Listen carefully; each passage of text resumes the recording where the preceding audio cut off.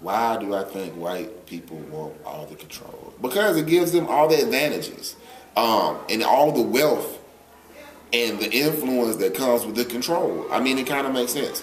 If you look at the different groups of people as, bless you, if you look at the different groups of people as like in a competition, and the goal is to win or be the most influential or be the most wealthy, then I understand why white people in white institutions would control and limit the amount of power black people can develop. Because it's basically a competition in their eyes. Now, I believe that, you know, it doesn't have to be a competition. It can be more a cooperative thing where you do your thing, I do my thing, and you don't have to limit what I can do. But that's apparently not how white people or Europeans think. Historically, they tend to think of existence as a competition, and they want to win. So if they can create advantages, that's what they do. And unfortunately, we haven't realized that that's what's going on, or we're too afraid of it to challenge it. In my opinion, the economy is what keeps white people in control.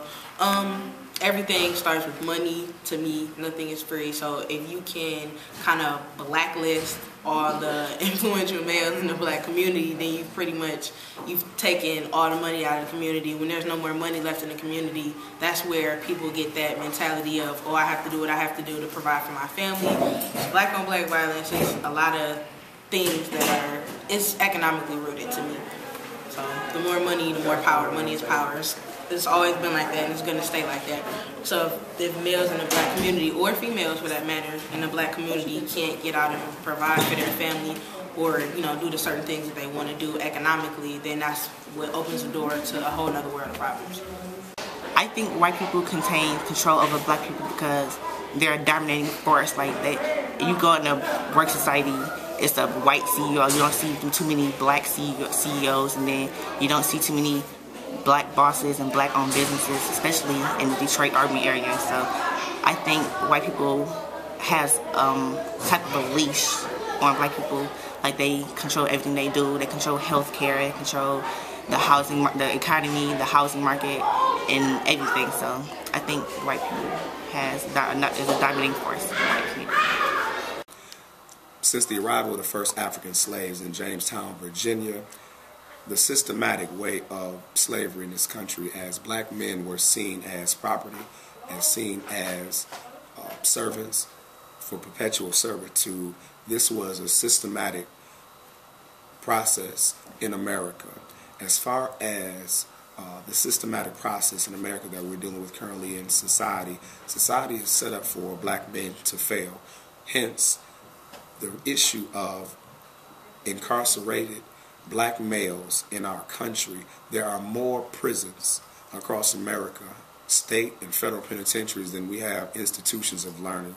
That right there within itself, the playing field is not level between blacks, whites, and all non-white groups in America. There's a disproportionate number of minorities who are disenfranchised socially, economically, politically, educationally, all across the board, and this has to be addressed within our community in regards to information, knowledge, cognizance, awareness, everything wholeheartedly, and everything is geared towards the complete and total re-education of our people. And it starts from historical context when we teach our children our history, our culture, the traditions, customs, and values that have carried us for generations.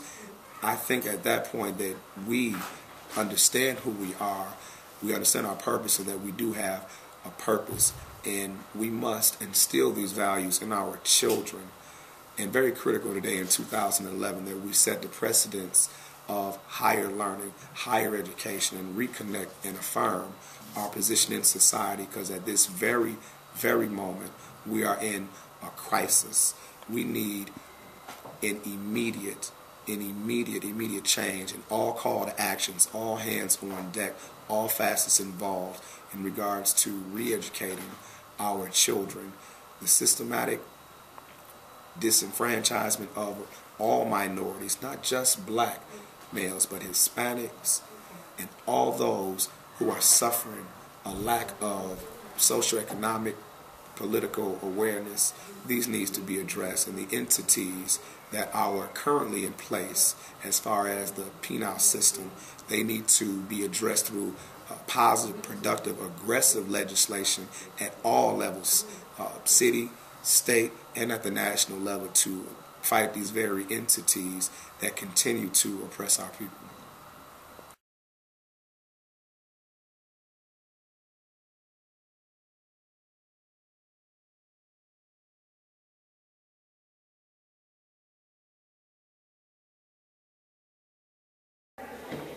Well, again, like, if we don't have any proper examples of manhood, then we're vulnerable to whatever examples you give us.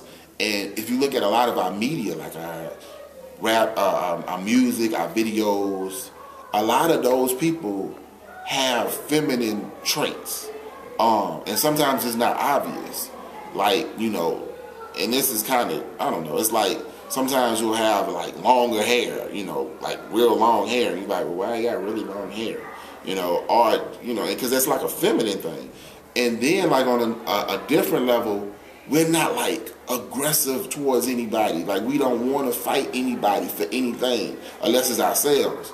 And being a man traditionally means you're a warrior who protects whoever you're responsible for.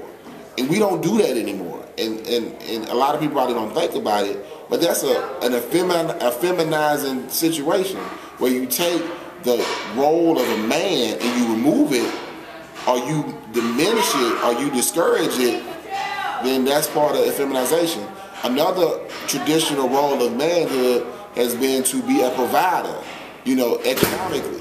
But if you limit a man's ability to be that provider, then you're basically effeminizing him or emasculating him, or however you want to call it.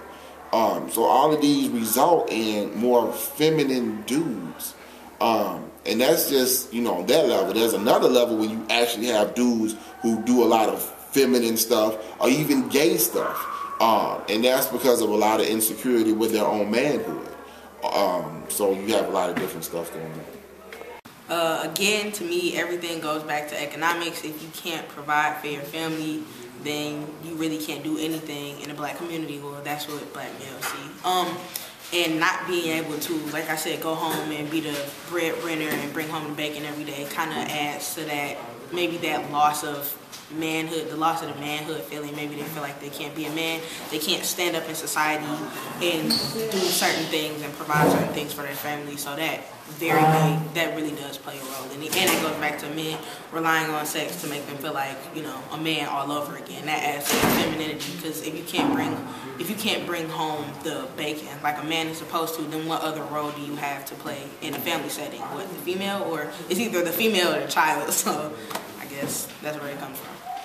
I think white people make black men feel feminine to racism, because a white person, he'll make a black man feel like, oh, he's just a, you know, other black man, you know, has no job, he doesn't take care of his children, you know, he's probably stealing somewhere. So I think they oppress them, like they keep them down, like they can't, like a white man says, oh, you can't say this or you can't do that. So I think they also say, like, you can't get a job here because, you know, you're not educated, you didn't finish high school, or you never went to high school. So that's how I think they do it. A wise man once said, a man can't stand on an upright back. Black men have to, in this day and age, continue to rise and continue to be the strong Australopithecus, Africanus black men that we have always been since the beginning of time. Currently, at this very moment, there has been a systematic change where now society has elevated through perseverance, through struggle, through oppression. Society has elevated, along with her own power, has elevated the black woman to a very, very powerful stage in this very, very society. I say that to say our black women are graduating colleges and universities 12 times more than our black men. So the message here is clear that there is a systematic division between black men and black women, which trickles down to the the socioeconomic and the psychological, if you will, a mentality now, specifically with our young sisters. I have noticed that our sisters now are more so turning towards independency or the same gender as opposed to working with our black men, which has evolved by way of society, which has evolved by way of disfranchisement, which has evolved by way of lack of opportunity. However, our black men, that we must rise. It's not over, and we must affirm our position and to really speak to the heart and root of these issues. We need to start with, again, affirming that our young males, and specifically our young males in elementary and our middle schools across America, that they are strong. When I say strong, I don't mean a physical strength. I mean a mental and a spiritual strength that really predates our current day and our experience. They need to be taught that at one time the black man ruled the world. We are masters of sciences. We are masters of mathematics. We are masters of astrology, astronomy. We are the original thinkers. We are the original rulers and leaders of this world. Until we address this issue and to reteach and to really take pride and value our boys and raise them to a high level of accountability. Accountability.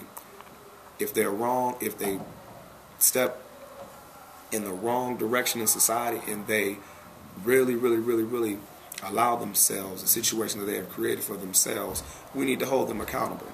I do believe in do the crime, do the time.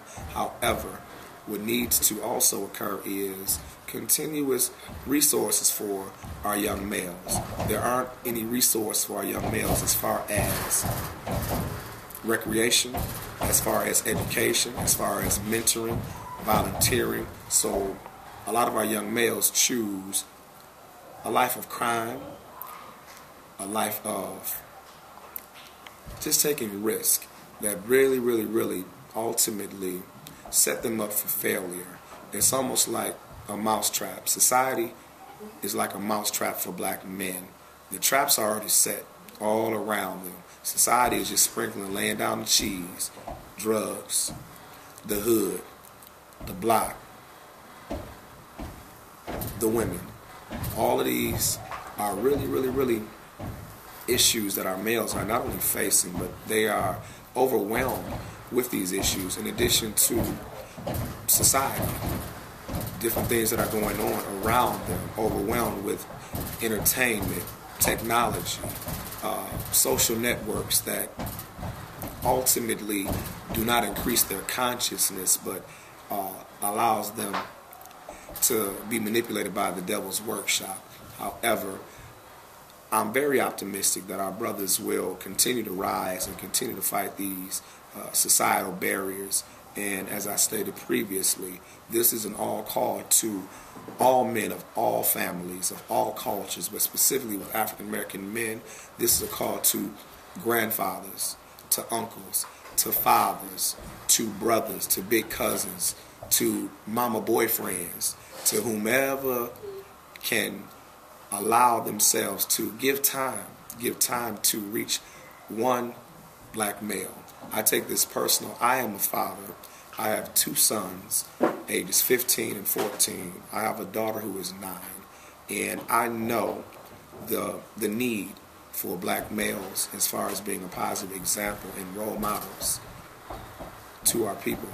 So with that said, I hope that our brothers will continue to press forward and to continue to be the leaders that we are born and destined to be.